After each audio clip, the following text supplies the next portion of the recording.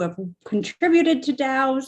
We've got an outside view from people who haven't. I'm excited to talk about this. DAOs are fascinating. It is something that if you don't know about, now's the time. So DAO stands for Decentralized Autonomous Organization. And so we're going to jump into what that means. But first, let's do intros. I am Jessica Levesque. I don't know why it's showing up as Larson. And I am the executive director at C4. And we are very excited to be expanding what is in our Ethereum exam to have some content on DAOs. So first up, let's meet Cheyenne. He is our CEP committee leader. Thanks, Jessica. So yeah, I'm Cheyenne. I'm a CTO at Ether Capital, a publicly traded company in Canada, and I've been working with CEP as the chair and the committee member for 2 years now. So glad to be here. Thank you. Do you want to go? Or Jessica? Well, I'm going to introduce the CEP members, our new one, and then we're going to go into our special guests. So we also have Josh here today. Josh, would you introduce yourself, please? Sure. Hi, everyone. Josh McDougall. I'm one of the board of directors of C4. It's been amazing to watch the Certified Ethereum Professional evolve. And I think including some DAO content is the next logical evolution in that. So happy to be here and looking forward to mostly listening, but I'm sure I'll get a couple quips in too. So we also have Kent here. Kent is part of the CEP committee, but also, Kent, do you introduce yourself and what you do in the DAO world? Yeah, hey friends, I'm Kent. I love crypto, I love ETH, I love DAOs. I lead the Tokenomics work stream at Shapeshift DAO. In addition to that, I'm a proud member of C4's CEP committee. Thank you. So we have a new CEP committee member who has not been on a live stream before, although she has joined the committee within the last, month or two. But so we have Hannah Oreskovich. Hannah, will you introduce yourself? And yeah. Thanks, everyone. Happy to be here. Excited to be a new member of the CEP committee. I am the Director of Event Operations at Serotonin, and I'm also a member of Meta Gamma Delta DAO, Spork DAO, and several others. And so excited for our conversation today. Great. Thank you, Hannah. We're so excited that you are our latest member. So now let's get into our special DAO guests. We have Ann Brody here. Ann, would you introduce yourself, explain a little bit about your experience as a DAO participant or contributor, and also Ann is a PhD candidate as well. So we're lucky to have her knowledge with us today. Yeah, hi everyone. Thanks for having me here. So I'm a communication scholar at McGill University here in Montreal, Canada. And basically, I'm studying how blockchain developers approach decentralization and also how Ethereum's tools are being deployed and repurposed to accommodate more commons type of goals and non-profit ventures. And also I've been a contributor at multiple DAOs like Giveth, TC, DAO House. Pleasure to be here. Thanks for having me. Thank you, Ann. We're excited to have you here. Next up, Willy. Willy is with the Shapeshift DAO and Willy and Giveth. So Willy, will you give us a little intro, please? Hey, Jessica. Hey, everybody. GM. My name is Willy. I was formerly principal product manager at Shapeshift, and I'm now head of decentralization for the Fox Foundation, which is basically this foundation we've set up to support the DAO in achieving its mission of full decentralization. Contributor to Giveth by night, and a big fan of all things DAOs. I'm known as a permabull and very bullish on this whole DAO phenomenon. So excited to chat about it with you guys today. Awesome. So today we're going to just go through and talk about what a DAO is, how they work, and how you can work with or contribute to a DAO. So I gave a little intro that DAOs are Decentralized Autonomous Organizations, which is a mouthful. And if you're not sure what that means, that's okay. I think most people, when they first saw that, were like, that means that. So we're going to go through and give an explanation about what a DAO is. Willy, do you want to jump in and explain what a DAO is? Sure, happy to. So yeah, DAOs can take a lot of shapes and forms, right? And a lot of people say decentralized autonomous organizations. They may not be fully decentralized yet. They may not be autonomous, but certainly for a lot of these DAOs is the goal. So the common term you'll hear is progressive decentralization. Oftentimes these DAOs are trying to at least work towards being fully decentralized, and Shapeshift is in the same boat. My favorite definition for what a DAO is at its core, because it is such a nebulous topic, is just a community of individuals managing a treasury of assets. And the blockchain enables that to work trustlessly in a really great way. What do you guys think of that definition? I can start. So it's interesting that you said that, because one of the things we want to talk about was DAOs then versus now. Mainly the initial idea of DAO was basically Kickstarter in a decentral way, which similar is to what you were mentioning about management, like treasury management. But DAO now is more, it's my take, is more on the governance side on any topic. It could be assets, it could be task, it could be any other thing. But that's where it gets the line gets blurry, because then how would you manage a thing that is so open that you can't really put walls around it? So that's one of the things, but it's interesting that you're saying that. So in that case, I guess Giveth and all would be, asset management in that sense. Well, it is. NFTs count as assets too. Sorry, go ahead, Jess. No, please respond. I was just saying NFTs count as assets too. Yeah, that is a good point. And the now DAO governance, oftentimes it does extend beyond just managing the treasury. So a decision, for instance, to add fees. Token holders right now, Fox token holders could vote to add fees on top of any of the integrations that we have at Shapeshift. I would certainly vote against that, but they do have some powers beyond just the management of the treasury of assets. But typically, I think most DAOs do at least have that at their core. And then beyond that, there's a lot of ways you can customize your DAO to really look however you want, like a flat organization or a dictatorship or some sort of organizational hierarchy. So it's been really cool to see just over the past couple of years how so many different types of DAOs have emerged. And it's cool because we're all experimenting, we're figuring this stuff out together, and there's new tooling and new ideas being created. So DAOs today definitely look a lot different than DAOs just a couple of years ago.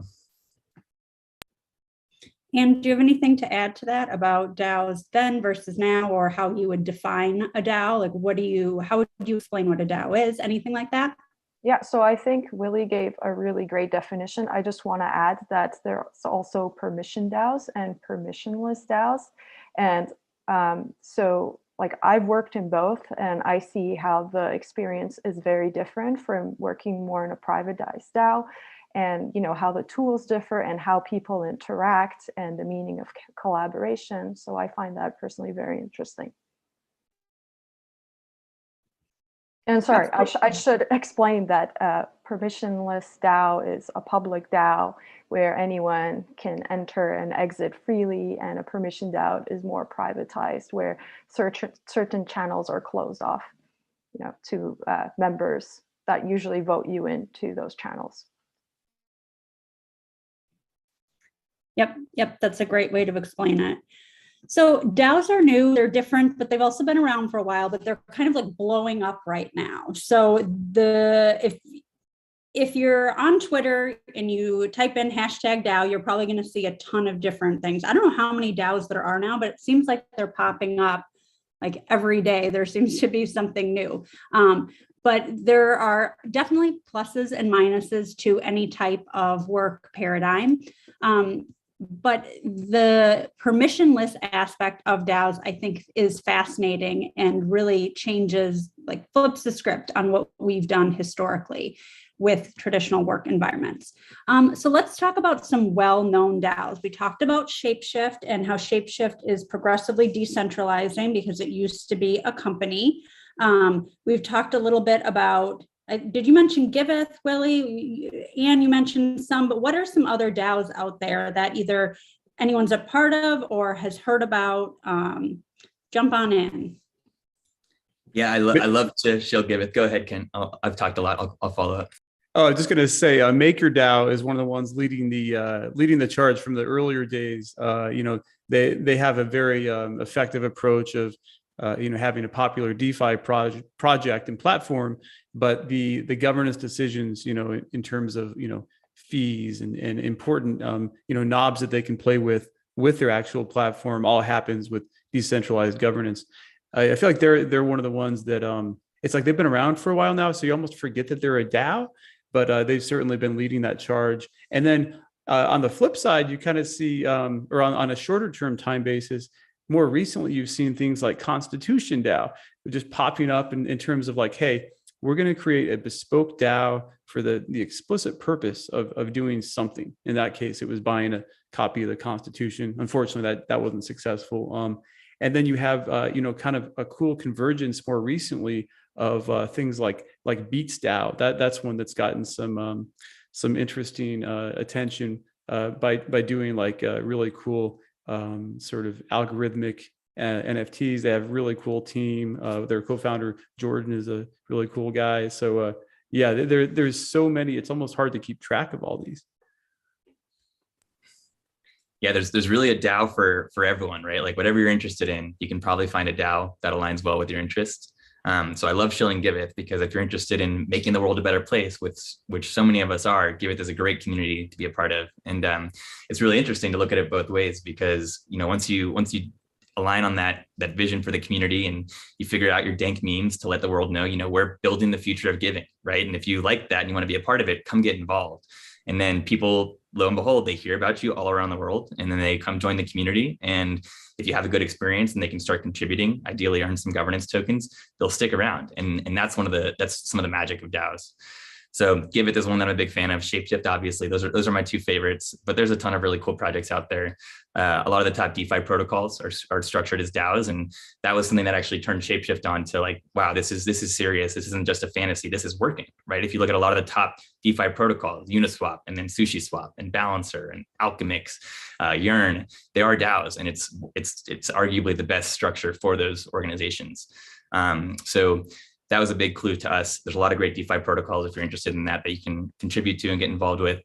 And then I think another big camp we're seeing is a lot of these like NFT communities are also realizing that they can use the DAO to organize and continue building after the initial NFT launch. They can, the community can actually help continue developing the NFT ecosystem. So Flamingo DAO, there's DAOs that own these NFTs and make investments in NFTs. Ape, the Bored Ape Yacht Club, they did an airdrop of a token and to everyone who had a Bored Ape Yacht Club NFT, and now they created this community that can now vote on proposals to allocate funds from the treasury to do cool initiatives and hopefully grow the value of the treasury. And that is, I guess, one final other camp of DAOs that we're starting to see is just these investment DAOs, which was the original DAO, right? So instead of having a venture capital firm that people give money to, and the venture capital firm makes the investment, the community can deposit into a treasury, and then whoever deposits into the treasury can have voting power to decide how to invest those funds. So those are kind of the biggest camps of DAOs that I'm seeing. But yeah, to your point, there's new DAOs popping up every single day. And I really do believe that soon there's going to be so many DAOs to pick from that anybody, whatever your interest is, I think you're going to be able to find a DAO that aligns really well. And then you can work on what you love, that's the dream, right? Yeah, that is the dream. So you brought up governance, Willy. And so someone's wondering, are DAOs like an LLC for crypto? So I think we should back up and explain how governance and governance tokens work. So Ann, would you be willing to explain the governance process a little bit? If not, pass the buck to somebody else. Yeah, I'm going to pass that to Willy or Cheyenne, whoever wants to take it. Yeah, I can add something. Like one thing it really said that I want to clarify, like saying like Uniswap and Balancer or DAOs, like Uniswap DAO is a DAO. Uniswap itself is a company. So like we should like differentiate those because there has been a lot of like conflicts or like maybe misunderstandings around about like decisions that these companies making, and then mainly around sanctions. I just want to like address the elephant in the room.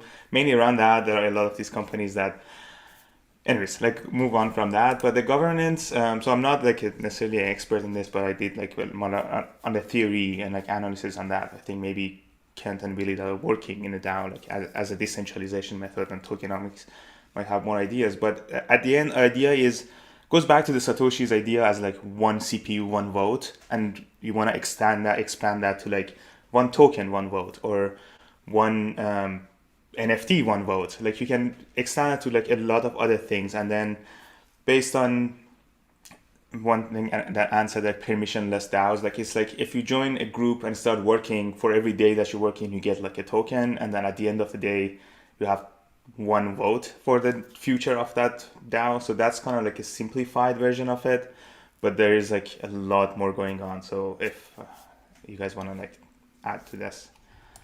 Kind of building on that, you get the sense that even though the idea of token-based governance is a cool concept and it is effective, you also get the sense we're a little bit early with this, and there's going to be more iterations. Like I think there's going to be a lot of interesting experiments coming down the pike with things like delegated voting, liquid democracy, holacracy, things like from like advanced poli-sci from 20 years ago. It's now you can actually apply it because you have the economic incentives, you have an actual governance token and basically a trust machine, namely the Ethereum blockchain in this case.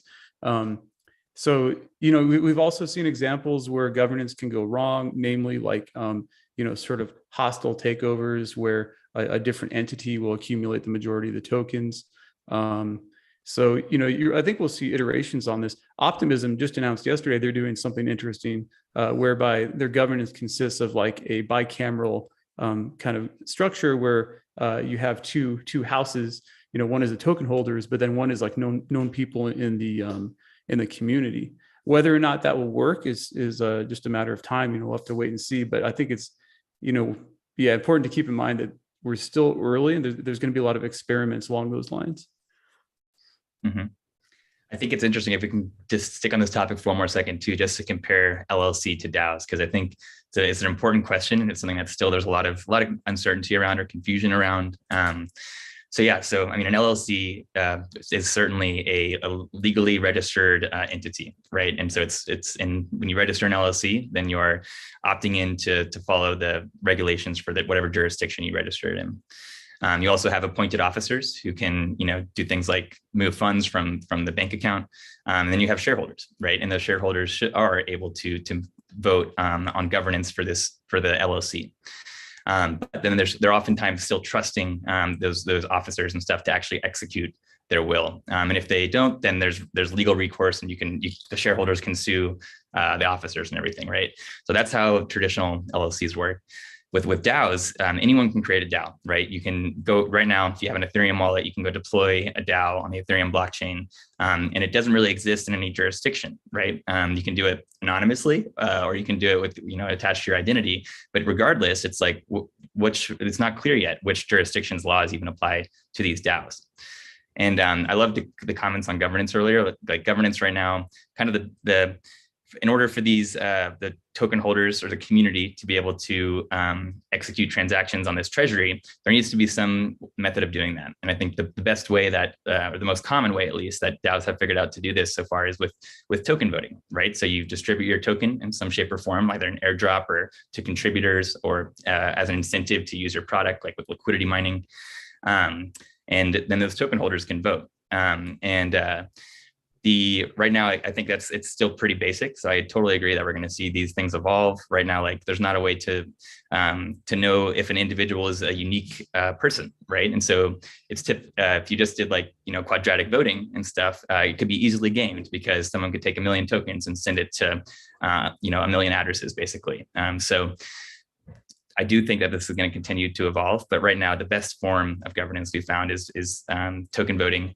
And that's pretty interesting because unlike an LLC, these token holders can really do whatever they want. One other thing I'll add is that a lot of DAOs right now, they do have like the similar thing to these officers where they have a multi-sig. And oftentimes token holders they're voting, but they're actually it's not autonomous. Their votes don't actually execute transactions on chain. And there is still some trust. They're trusting the officers or the multi-sig to actually execute transactions that the community has approved. And Shapeshift right now, in transparency, we're kind of halfway through this process. So we have both the ability for token holders to make proposals that include transactions, and token holders can execute those transactions without any interference from the DAO. Other protocols like Compound and Aave, the only way to execute transactions is through this on-chain governance. Shapeshift, we have this, but we also have a multi-sig, and our plan is to eventually get rid of the multi-sig and pass complete control over to token holders. And then the DAO is unstoppable. Token holders can DAO really whatever they want to do. It's possible on the blockchain. Yeah, and to add that, there's another difference between LLC and DAO. Like LLC, if you want to get someone to be a member of that, you need their consent or their signature. With DAO, you can basically like send the token to any address, and they are part of your DAO. And we've seen that with like sending like some other projects sending like millions of dollars worth of their token to like Vitalik's address. But then you don't know, like that token transfer might end up sending it to someone else, like burn it or some other thing. So if you want to do that unsolicited members, like getting members for your DAO, like make sure you get in touch with them because you might see your tokens burned. Yeah, Anne or Hannah, do you have anything to add to that, or thoughts on why someone might choose to build a business as a DAO? I just wanted to say, for some of the more novice people entering into DAOs, what you said is really interesting. I just want to go back to like the rudimentary concepts. So there's like off-chain voting and on-chain voting, and there's usually like a tension between the two. So on-chain type of like voting or governance is when everything is mediated by like the smart contract code. So like any dialect or conversation or communication between people is not necessary. And then off-chain voting is more of like a lot of things happen through the blockchain mediated stuff, but then also people kind of have like these discussions in the background to decide what they want to do. And like a lot of DAOs are a mix between the two, but I've personally also noticed that a lot of people are like pro on-chain type of governance, and for some reason they want to like minimize the human element, which is always interesting to me. But yeah, just wanted to add that part. Yeah, and my comment would be, I mean, I think one thing that we've seen a lot is just the purchasing power and kind of like the experimental nature of what you can actually do by creating a business that is a DAO. Kent's example of Constitution DAO, that's something that really couldn't have been done any other way, just due to the sheer amount of money that needed to be raised to try to make a bid during that Sotheby's auction. So, it's really, like what Willy said, you can really kind of create a DAO around any dream or idea that you have. And as long as a community comes together and rallies around that and does have those established similar goals with governance and voting, then you can really, the sky feels like the limit right now, which is exciting, but also comes with its own caveats. Yeah, there's good and bad to most things, right? We're also not everything needs yeah, so I was just going to say, not everything needs a DAO necessarily. Sometimes, transitioning a business into DAOs just creates more complexities and ambiguities. So you have to be wise, like when you're choosing to do that, like why, you have to ask yourself, why would I want to do this? What are the perks? I think that's a really good point. And that's something that, as anybody who's been involved with blockchain technology has heard, sometimes you just don't need a blockchain for that. Sometimes you just don't need a DAO for that, right? There's different ways to conduct business and different ways to manage projects. And yeah, definitely just because something exists doesn't mean it's the best thing for. But I guess I kind of want to talk about, if for those of us who have participated in a DAO, what was like the motivation to contribute to a DAO? Anybody who's joined one? Well, I guess why don't we raise our hands for anybody who has contributed to a DAO, either through like working or voting or in some way supporting. Anne, Willy, yes? Okay, so we've got a wealth of experience here. Let's talk about like what it's like. How did you get involved with a DAO? What'd you do? If somebody's watching and wants to join a DAO, how does that work? First step is getting that Discord for sure. That's one of the cool things about DAOs, right? Like for companies, like let's say you want to go contribute to a company, good luck getting into their Slack without getting hired, right? But for DAOs, you can just jump into the Discord and say GM and say, hey, I'd like to help. Here are my skills. What can I do, right?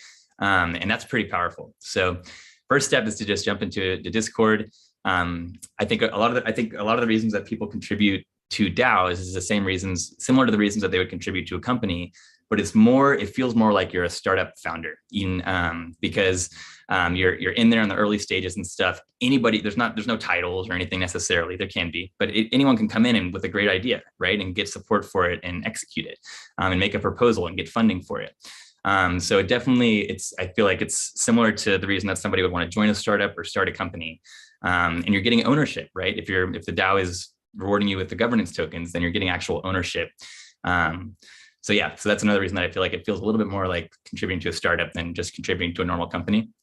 But yeah, I mean, one example, even before Shapeshift or Giveth, I remember DeFi summer, I discovered Pickle Finance. I was actually setting up a snapshot for Giveth, and I saw a pull request on Snapshot from Pickle, and I'm like, oh, what's this? And I check out their website, and they had some cool Pickle Rick cartoons, and I like Rick and Morty. And I like their concept. And I'm like, okay, cool. Then they just launched and they got like 6,000% APR on liquidity mining. And I jumped into the Discord, and it was like really intelligent people having good conversations around like the vision for the protocol and the roadmap. And I'm like, okay, this is a sharp team. They know what they're doing. They built this. I tested it. It works. I'm aping in hard, right? And then and I offered to help. I'm like, hey, I noticed that you guys don't have your icon on Uniswap. It just shows a question mark because Pickle is such a new token. I'm happy to do this. I've done this before for other projects. I know how to add the token to Uniswap. It's really easy. Would this be helpful? And they're like, yeah, absolutely, right? And so, and I saw people like Scoopy Trooples, founder of Alchemix, before Alchemix, in the community, just also helping out, right? So everybody can do something. Nobody can do everything, but everybody can do something. And even just getting involved in the community and hanging out, it's a great way to learn too. And so I always invite people to come check out the Giveth or the Shapeshift Discords. There's awesome communities. There's ample opportunity to contribute. In worst case, you're going to make some friends and learn a lot. I think that's all a really great suggestion. One thing that, I've had some experience with, though, with friends who aren't really involved yet at all in Web3 or brand new, who don't even know really what Discord is. So one of the DAOs that I'm involved in, it's called Metagamma Delta, and the whole goal is to bring more women into Web3.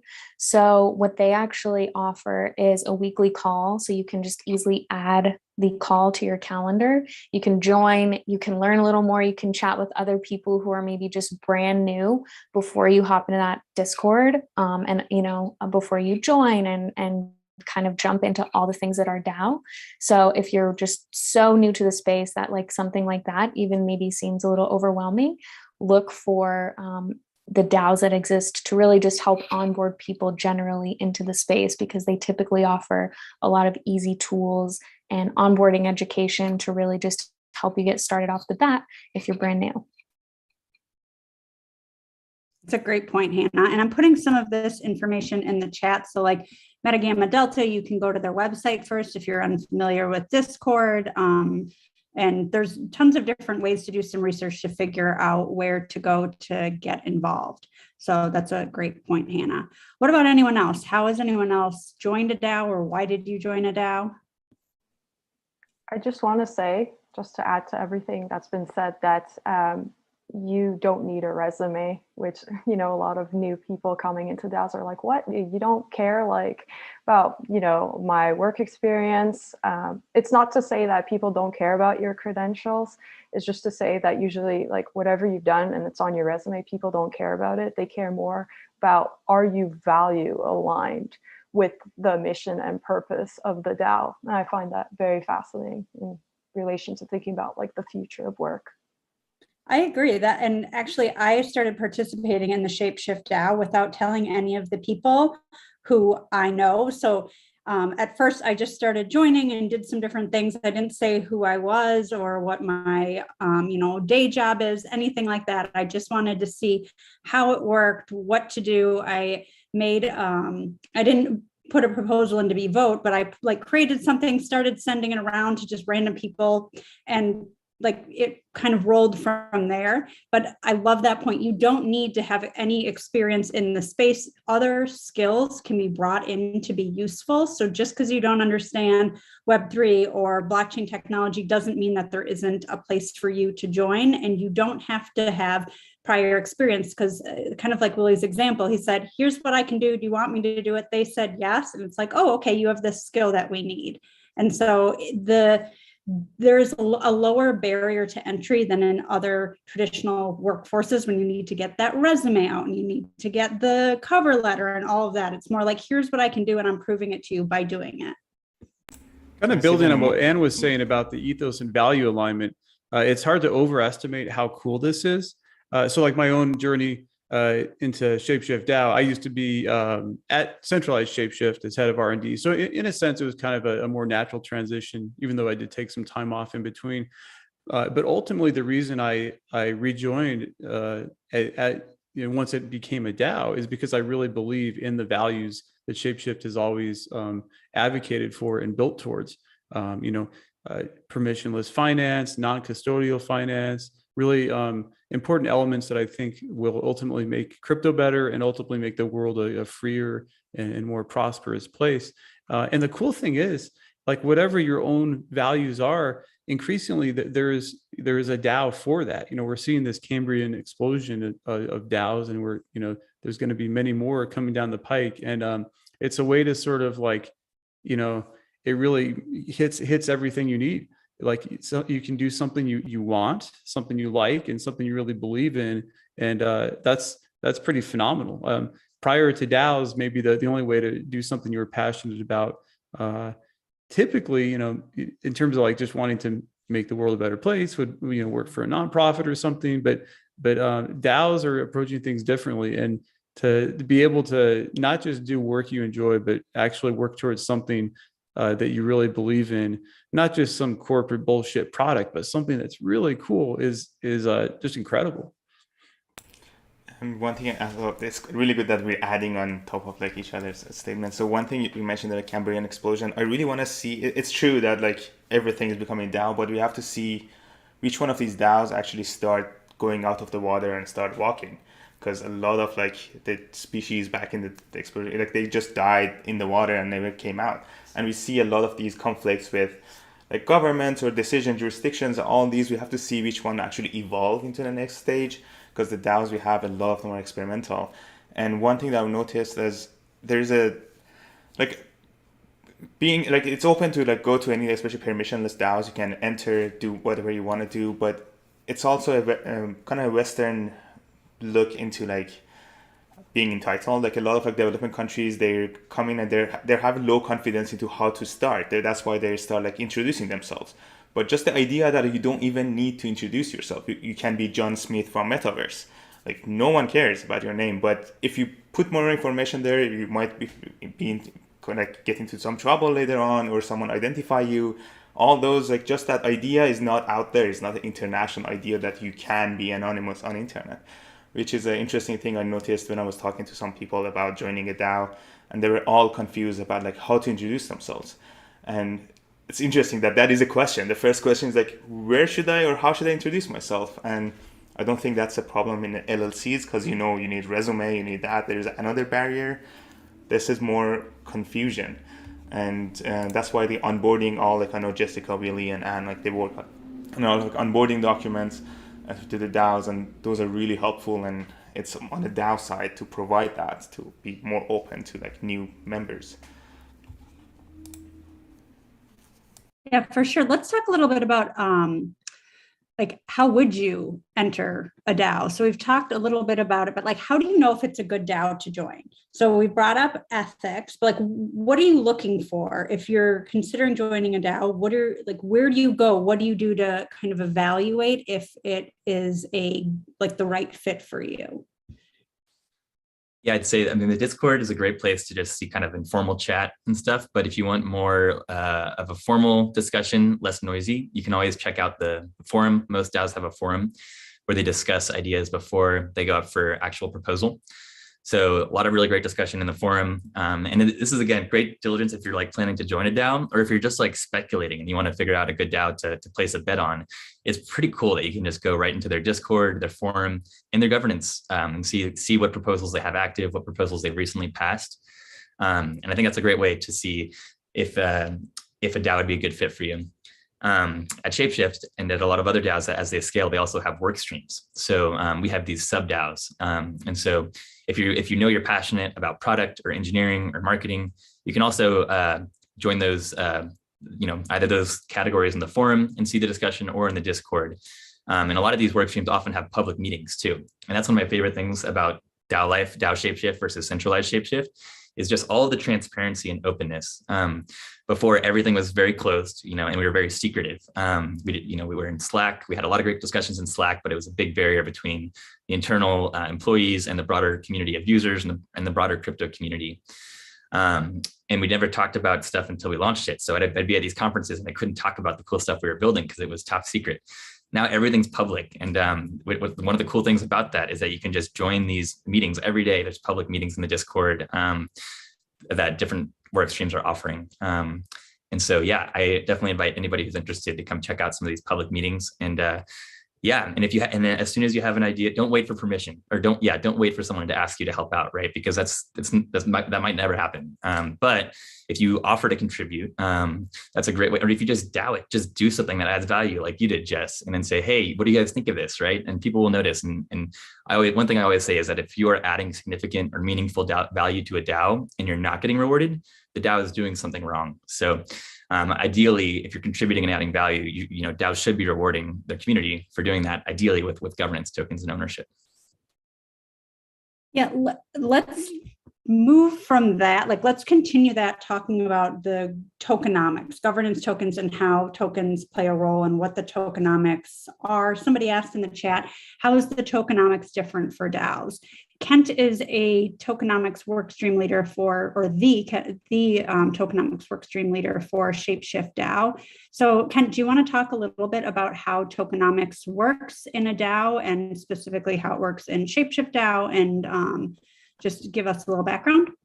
Sure, yeah. So just to zoom out and look at the term tokenomics, for those that are unfamiliar, it's a portmanteau or a combination of two words, tokens and economics. And what this really is it emerges from the fact that DAOs, or kind of DeFi projects in general, but particularly DAOs, can have their own governance token, which has value. With new DAOs, maybe they're bootstrapping things, they don't necessarily have that. But most DAOs, especially that are going concerns, that are have good communities or growing communities, they tend to have a token. The reason the token has value is because people want a say in what happens in the community. And it is kind of that idea of the more tokens you have, the more votes you have with that governance process. Additionally, these tokens can have utility. There's reasons you would want to use them in the context of the product for, say, lower fees or other cool things. But what this means for a DAO is really it kind of changes things, because whereas with like a conventional startup, you have to be beholden to VCs. You have to go to Sand Hill Road in California, hat in hand, and say, please, invest in me. And, you have to give up control of the company as a founder. As an employee, you're hopefully, you get some equity, but it might get diluted over time. And it's just, and there's that lack of transparency as well. So with DAOs, it's like there's this token that sort of addresses, at least assuming the token has sufficient value, that can kind of address that bootstrapping capital problem. For example, at Shapeshift, we're able to pay contributors salaries or bounties via the fact that we have multiple millions of dollars in our treasury. So this is an important thing. Of course, there are some challenges that arise from this. The number one challenge is the fact that governance tokens, like any other crypto token, can be highly volatile. Like Fox token, for example, Shapeshift's token. What was it, $1 several months ago? Now it's it dipped under like 30 cents. Crypto can be very volatile. So one of the challenges is making sure that you diversify that treasury and have like stable coins. It's also finding ways to deliver new value to token holders, which is a complex and fun topic. But those are some of the considerations with tokenomics. And also to build on what Willy was saying about transparency, this really fits heavily into tokenomics as well. The beauty of tokenomics or on-chain governance tokens is it's all on-chain. So there are no there are no hidden things on the blockchain. Everything that happens on Ethereum and most decentralized blockchains is inherently open. Anybody can see. So in the case of Shapeshift's treasury, you can go at any given moment, you can kind of basically see what the how is Shapeshift doing in terms of its finances. Does it have runway to last through a bear market? Is it making money on these different things that we've engaged in? And I'd say that's one sort of maybe thing you should look at if you're looking at really jumping into a DAO. Do they have some funds to work with? Of course, you don't need tens of millions of dollars as a newer DAO, but everything should be out in the open by virtue of the fact that there's these on-chain governance tokens. So tokenomics is just incredibly cool and fun, and I encourage anybody that's interested to jump in and learn more. There's an unsolved problem there, though. Like I've noticed with some of the people that joined DAO is like, so DAOs a lot of times pay their native token to the contributor, and if they want to expand, like not all of them use stable coins and others. They're usually the same token, and if the contributor needs the money because that's why they're working, they have to sell it. But selling it within the DAO as a contributor is not. It's kind of frowned upon as like you're part of this, you're part of us. You need to keep these voting powers. There's that thing that I haven't seen solved necessarily in that sense, but like maybe a double token payment or some other solution which adds complexity. But I would like to know if you guys like looked into that or have. That's a great point, Cheyenne. So the way we've addressed that at Shapeshift is like giving contributors the option. So we've raised USDC primarily as a stable coin that we can use for like monthly payroll to contributors, and that the default is they'll get paid in a stable coin, which of course we initially had to. That was originally Fox, but we had to make that transaction, raise stable coins. But they can also receive Fox if they want. So it gives the people the ability to of course if they have to pay bills, they might prefer to just have USDC. But if they want to go long Fox and hold that Fox, they have that option too.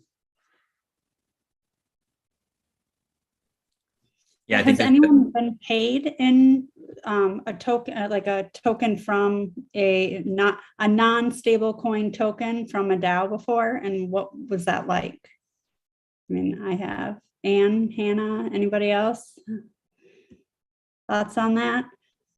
I have a lot of thoughts on it. I was like, what is happening the first time this was set up? It was so different because I'm used to a different type of transactions, much more simple, Bitcoin to Bitcoin wallet, ETH to an ETH wallet. Like this was so new for me and fascinating. And I feel like I've learned so much from the process, like how it works, how you set it up, how you send it, what do you get paid in? You can split it up between different types of coins. It's just been very, very interesting. Does anyone else have an experience related to that or what you thought about being paid that way versus a different way? And I will say I have a different full-time job. So I come from a place of privilege in terms of how I've been able to operate within a DAO and how I've been able to be paid. So I think that's just important to note. Yeah, I think one other quick important thing to note for anyone who's listening to this and was interested in DAOs, but then they're hearing that they're getting paid in governance tokens and now they're scared. So most of these governance tokens, not all, but oftentimes they are very liquid, or at least you can easily, thanks to these DEXs, you can easily convert these governance tokens to a stable coin if you need to, or to Ethereum or whatever ETH-based token you want to.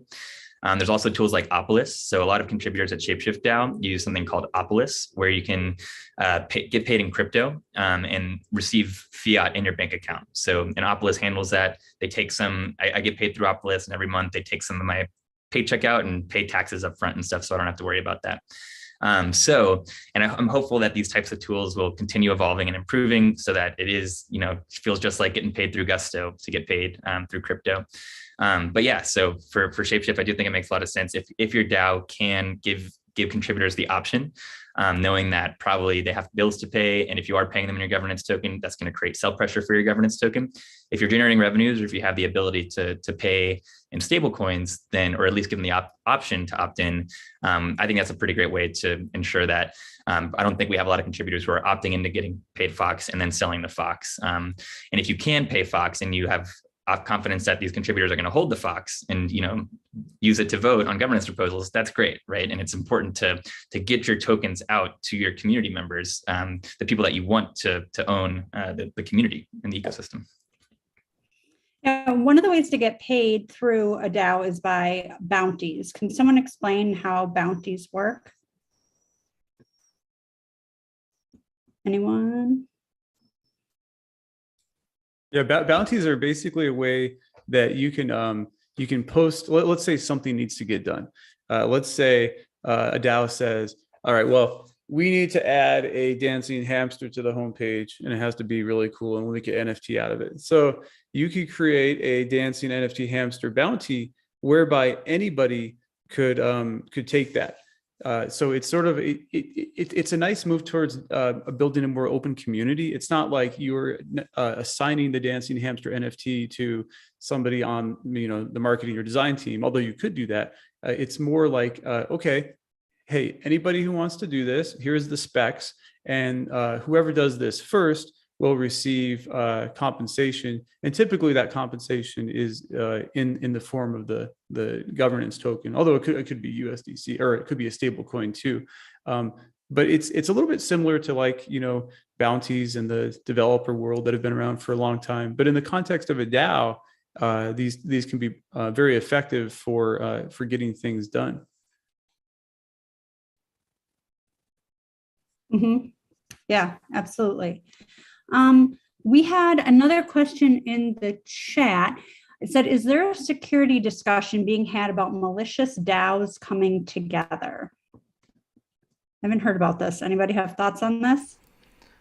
So maybe a bit background on like what that means. It's like I want to talk about like prediction markets that like was a bit big a few years ago, and the idea was like in order on chain people can predict some event from that is happening by the yes or no token, and then when it happens, someone can just say that this event happened, and the ones that got it right get the money, get the whole chunk of money.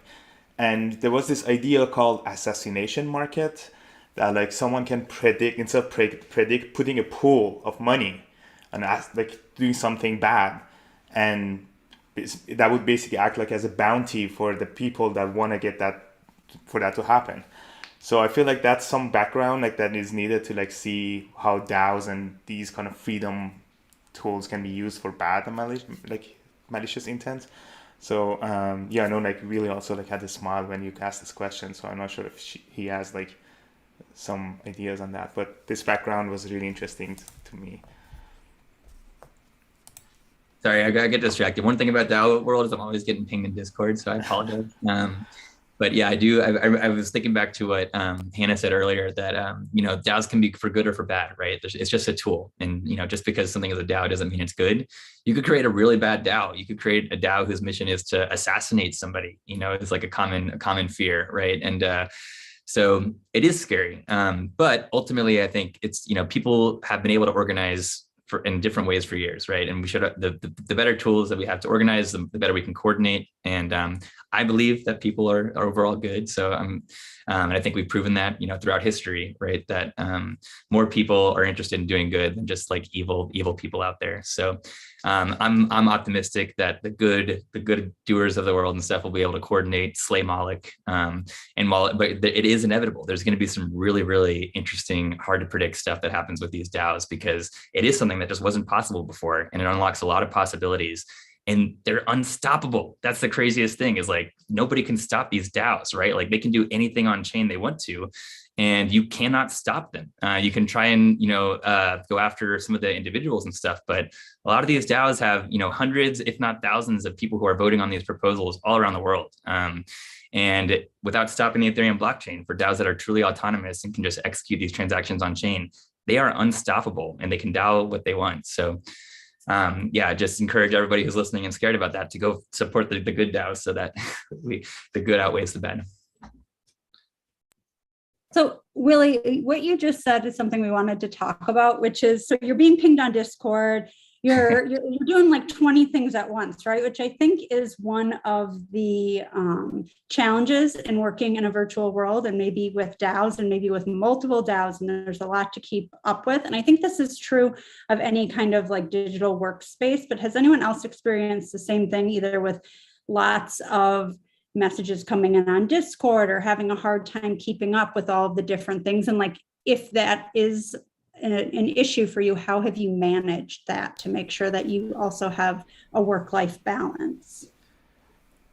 One thing I want to mention is like it's something I'm learning in the last 6 months is that a lot of these problems that we have in DAOs, like mainly it's the coordination between groups, is not that different from the problems that exist in a public company, which is like insane to think about. It's like two different sides of the spectrum, but the problems are the same. Like at the end, they're like coordination, transparency onto like the communication, and all these same problems, which I'm glad that like one thing that I know Taran Chitra, like the Gauntlet CEO, said a while ago about DeFi was like, we are making the same mistakes as the Wall Street that happening in DeFi, but 1,000 times faster and like transparent. And that is really good because like we are doing the same thing, same mistakes, but we learn the next day. There's like post-mortem articles coming out the next day. We know what we did wrong, comparing to like the system that takes decades if we know like something went wrong, some embezzlement happened, some money is lost, and then even after, no one really knows what happens. But the same thing is happening. Like with DAOs, we are making all these mistakes, but hopefully in a year we're gonna be like 1,000 years ahead in that process. A lot of working with the DAO, although it's funny, it's so community focused, but it's also a lot about taking a lot of responsibility on yourself a lot of times. If you're working for a DAO, you're probably buying your own computer rather than having IT send you something. You're probably, paying for your cell phone, paying for your healthcare, paying for, all these different elements, or at least just even managing all these different elements, caring more about your own taxes and accounting details and all sorts of fun stuff. You're really taking on so much responsibility. And one of those things you actually have to take on responsibility is yourself as well. It's finding time for yourself. It's knowing the difference between reading every single Discord message that goes by and accepting the fact that you won't read every single Discord message that goes by. Recognizing the difference between, being involved in different elements of the community that you just find joy and entertainment and interest in, versus being on and needing to kind of feel like it's your duty to respond, or it's work, it's effort, it's things like that. And I think right now, admittedly, a lot of the people involved in DAOs are doing it out of a sheer source of joy and fascination in the space. So that passion kind of does force them to get involved and be constantly monitoring and be excited about it all. But that can be exhausting. So, I think it's important that no matter what you're doing and how much love and passion you have for it, it's always important to take a step back and say, you know what, especially in a DAO, you're not getting paid hourly for every time you're reading Discord, especially when that's, 20 hours of that day. So being able to recognize when, it's important to go outside. It's important to exercise. It's important to step away. There's no HR department that's going to tell you, hey, you haven't used any of your vacation days this week or this year. You have to take that responsibility on yourself. This is something that I feel like I hear a lot from people who are kind of just starting to learn about DAOs or NFTs or really anything under the Web3 umbrella, is that, oh my gosh, it's just so overwhelming because it moves so quickly. And I feel like I have to be plugged in all the time to even know what's going on. And, of course, you should follow some of the suggestions that Josh and Cheyenne have both shared. Definitely, find times to unplug. But I also encourage people, like, you don't have to jump in and learn everything at once. If you're really passionate about one particular area, you should just explore that for a while until you feel comfortable, and then you can move on to something else. I feel like a lot of times people get so overwhelmed with like the news cycle and what's hitting mainstream media about what's big in crypto right now and all of the get rich schemes that are happening. But at the end of the day, you just really should focus on the things that you care most about, and DAOs really make that possible and make it possible for you to be paid to do that. I think hopefully what we're seeing a lot this year is a focus on DAO tooling. And I'm really hoping that some of that tooling develops to solve some of the problems that we see both in the corporate traditional world and in the decentralized autonomous world. And that's something that's really just so new and under construction at the moment that I don't think there are a lot of like easy answers for this question, but I think we have so many great minds who are considering that and hopefully solving for some of these issues over the course of the next year or two. Just to add to Hannah's and Josh's points, I would say if you're on a Discord, you're going to experience some form of FOMO, right? And the best piece of advice I could offer is learn how to say no, because DAOs are duocracies. And I found myself tied up in like multiple groups, multiple tasks, multiple DAOs, and you just burn out, and that doesn't benefit anyone. It doesn't benefit you. It doesn't benefit the people you work with. So learn to put your priorities first, right? And just say no if you're not up for it. Just say no.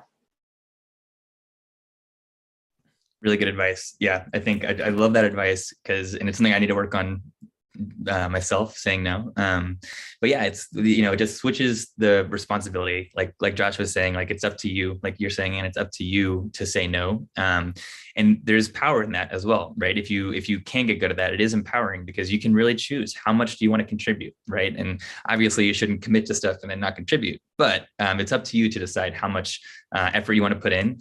And the way DAOs work is, again, you get rewarded based on the effort you put in, which is pretty efficient. So yeah, but it can definitely be overwhelming, and the DAOs move quickly, right? So, and just reading up on Discord takes a lot of time. So I think it's good practice for DAOs. I think a lot of DAOs are trying to figure out how can we take all this stuff that happens in a week and distill it into bite-size, easy to read. I think Jess works on that a lot with the Shapeshift community, so that the people that, especially on the fringes of the community, that are interested, they're token holders, they want to be involved, but they don't want to contribute every day, multiple hours, they can still stay up to speed with the important happenings in the DAO, so they don't feel like they're falling too far behind. What you mentioned reminds me of, so I was working at this startup, BitAccess, in Ottawa, and I was the only blockchain engineer there, and all the blockchain related questions were coming down to me from like why this Bitcoin transaction is not confirming to like the future of blockchain. And then we were moving offices, and I was like basically took the furniture, like helping furniture. We were like setting up network and cable in there. So basically everything. And that was for a lot of people that worked on early stage startups and like the flat hierarchy, like they can understand a lot of the DAOs relationships much better. But it's like 100x, like there's so many other people, and because you're not physically in the same location, the communication gets tricky, and all the noise. Like one thing I noticed that it was actually Ann like joined, I don't know which one of these DAOs, but she clicked on 2 links and her calendar was like filled with like these tiles, and she was like, what can I do? And she had to go like delete them one by one because there was no other way. And that easily happens, and like saying no is hard. Like it took me years, non-DAO related, to be able to like say no to some of the tasks that was coming to me. And yeah, that's a good point to know. Yeah, it's a super important skill to have, to be able to say no to things, and say yes to the things that fill your bucket, and to be able to push back on things that you don't have time and space for sure. Well, we're coming up to the end of the hour. Anybody have anything they want to add? Josh, I just saw you on mute. Yeah, I was going to say thank you to everyone who joined us today and did not say no to our web session here, both to our special guests, as well as always the CEP board, which does incredible work, yourself, Jessica, and everyone who came to watch. Yes, we so appreciate you all being here on the live stream and joining us on YouTube, either now or later if you're watching.